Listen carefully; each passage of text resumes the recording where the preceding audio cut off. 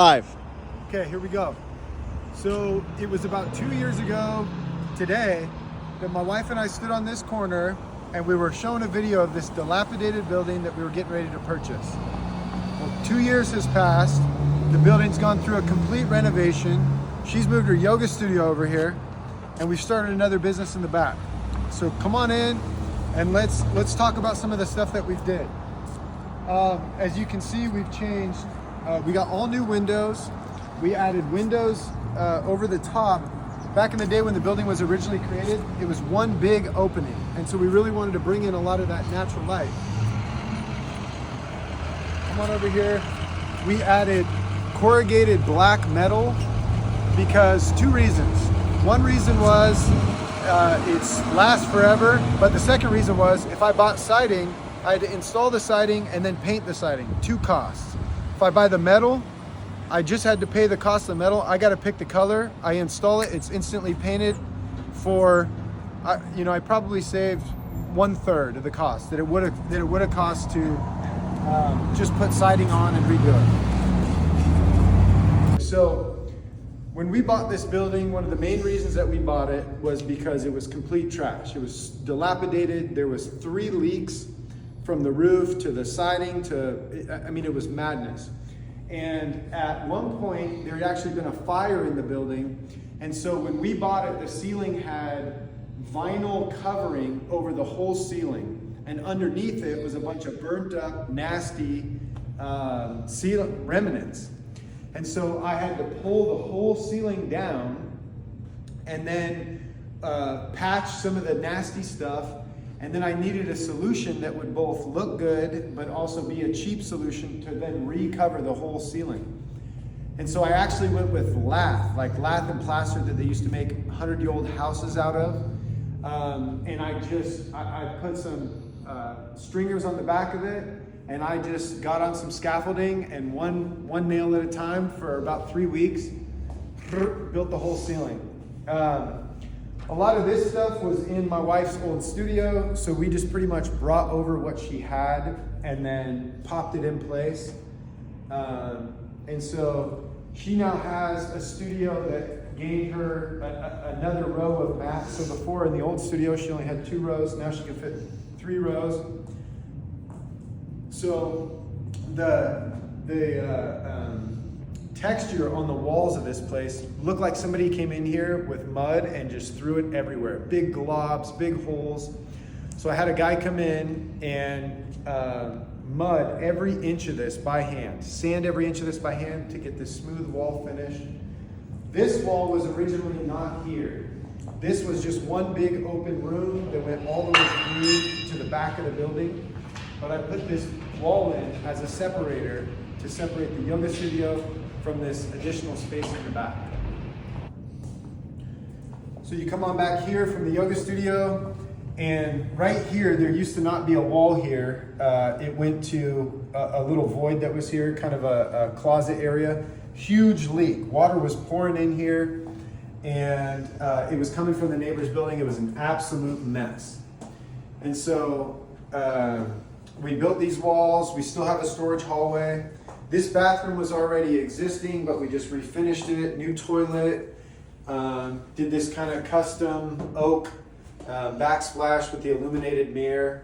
Just simple, but give the yoga studio a nice little bathroom. And then I built this wall as well with a door that comes into one of my favorite spaces in the building, which is this little hallway. And the building is 100 years old. And in that era, a lot of wallpaper was used. And come on over here, and I think you can probably get a better view of this wallpaper. But I really wanted to pull some wallpaper in that kind of had that historical feel to it. And I found this beautiful kind of botanical wallpaper. So this is the secondary business that we started, and it's a bottle shop. So if you look in the back corner, we have a fridge. We sell beer, we sell kombucha. We sell soda pop, and we have kind of a bar aesthetic. We do music nights here, we do private events here, and we're still kind of figuring out exactly how we want to use the space, but I wanted it to have kind of like a speakeasy feel to it. And we got these really nice leather booths, you know, a lot of seating, a lot of tables. Again, went with that kind of old-timey feel, dark stain. I ripped down this whole ceiling. The ceiling only came up to about the bottom of these rafters. Ripped down the whole ceiling, put a couple skylights in to really bring that natural light back here. Eventually my hope is to have plants, vines kind of woven in and out of all the rafters there. But it just has this vibe. It has this, like, again, kind of a speakeasy feel to it. Intentionally left this wall without any windows. Normally on a main street like this, you'd want as much exposure as possible. Decided to, again, quiet the front of the building, bring in light through the ceiling. Did you know, fun fact, a skylight brings in 80% more light than a window? That's what I've heard. I don't know how true it is, but that's what I've heard. So here you have a custom light. My goal was to add as much custom elements as possible. I've had this light design for quite a while. So I built this custom light. It has this Japanese handmade paper, so you can see like these little flecks and imperfections when it's illuminated from the back. Beautiful.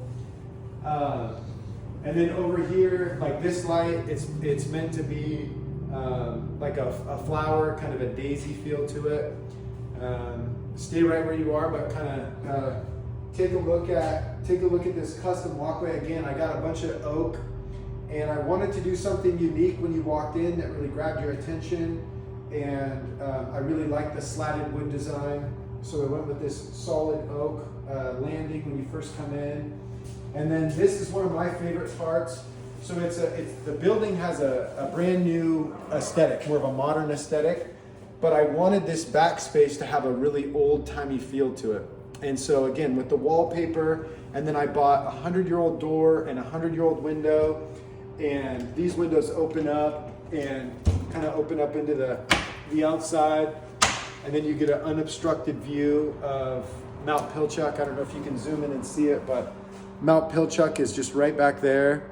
And so everybody that's sitting on all of these seats in the Stoke can have a nice view of Mount Pilchuck. So you can go on a nice hike, you can come back, grab a beer. And then come on out here. We have this patio space out here.